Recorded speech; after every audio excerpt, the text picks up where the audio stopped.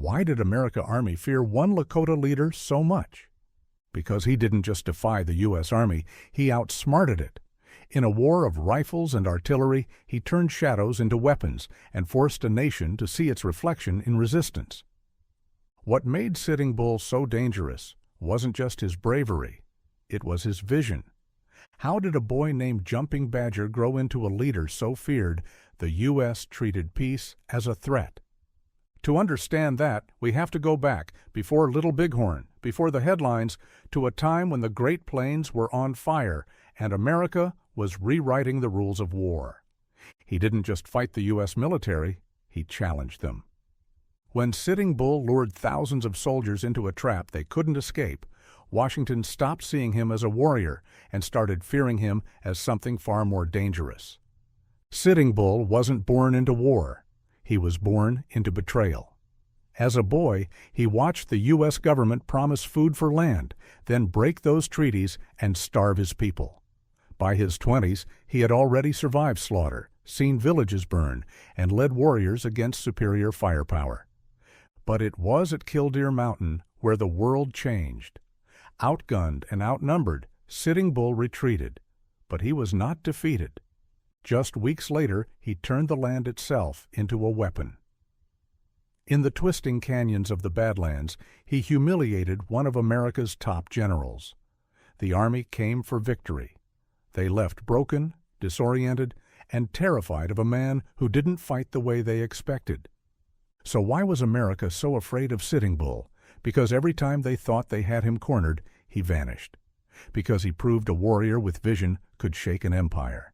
And what happened next would ignite a chain of resistance that led straight to Little Bighorn. Kindly stick around to enjoy this episode of the battle between the native warriors and the U.S. Army in the 18th century. But before we proceed, let me know where you're watching from in the comments, and if you're enjoying this video, click that subscribe button. Because tomorrow, I've got something special waiting for you. Raised among the Hunkpapa Lakota, Jumping Badger grew up alongside two fierce warriors, Gall and Crow King. Together they became brothers in arms, fearless, loyal, and destined to lead. In 1845, President James K. Polk embraced a bold new ideology, Manifest Destiny, claiming it was America's God-given right to control the continent. With it came war, displacement, and betrayal. Treaties like the Treaty of Mendota forced tribes like the Dakota to surrender vast homelands in exchange for food and support. But during the Civil War, the U.S. government redirected those promises to the battlefield, leaving native people to starve. In 1862, starvation turned to resistance. The Dakota War erupted, an uprising that left hundreds dead. President Lincoln responded with brutal force, ordering the largest mass execution in American history. 38 Dakota men hanged in Mankato, Minnesota. As the U.S. Army pushed further west, one Dakota leader fled persecution, Inkpaduta. Hunted by the government, he turned to an old ally, Sitting Bull. Sitting Bull had already earned a reputation for bravery. He was a rising leader, feared by enemies, respected by allies. With the Dakota now seeking refuge among the Lakota, the lines were drawn.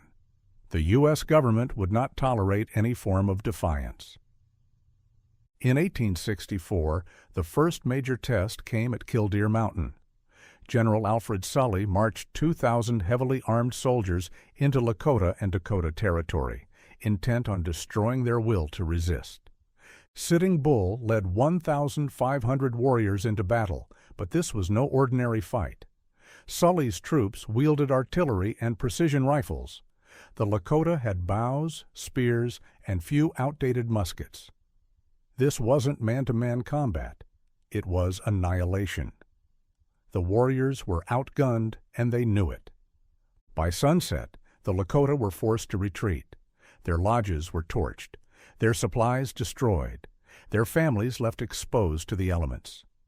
But Sitting Bull would not be broken. Less than a month later, he struck back, not through direct battle, but through cunning. He lured General Sully's forces into the Badlands, where the terrain favored the Lakota. Ambushes, hit-and-run tactics, psychological warfare. Sitting Bull rewrote the rules. Sully expected a war of formations. He got a war of shadows. Pinned down, harassed day and night, Sully's men were demoralized. After 2 grueling weeks, the U.S. Army limped out, bloodied, beaten, and humiliated. This was not just survival. It was strategy. Sitting Bull proved that the U.S. military could be resisted, not by matching their weapons, but by outwitting them. Sitting Bull in council with warriors, drawing strategies in the dirt, tracking soldiers from ridge lines. He was no longer just a warrior. He was a tactician, a visionary, a symbol of resistance for all native peoples across the plains. To the Lakota, this was about honor, but to the U.S. military, it was total war, and they began targeting villages, not just warriors. This escalation marked a dark turning point. Civilians became targets. Treaties became weapons. The war for the plains had begun in earnest. In the years later, this resistance built toward a confrontation the world never forget, the Battle of the Little Bighorn.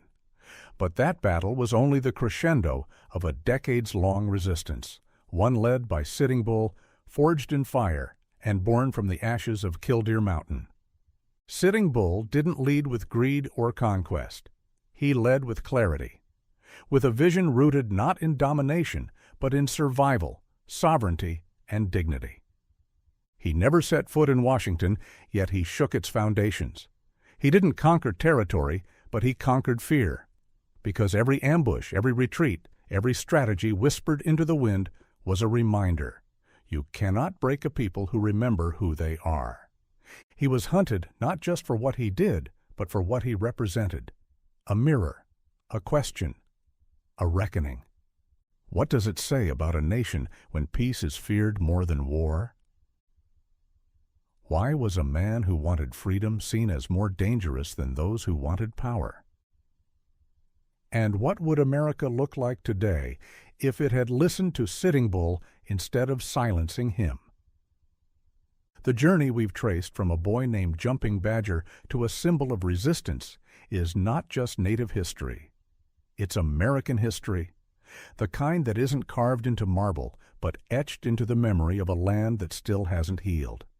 America feared Sitting Bull because he made us question some past decisions and the story we told themselves. So maybe the real question isn't why we feared him, but what we feared would happen if others followed his example. And maybe, just maybe, that's a fear worth remembering.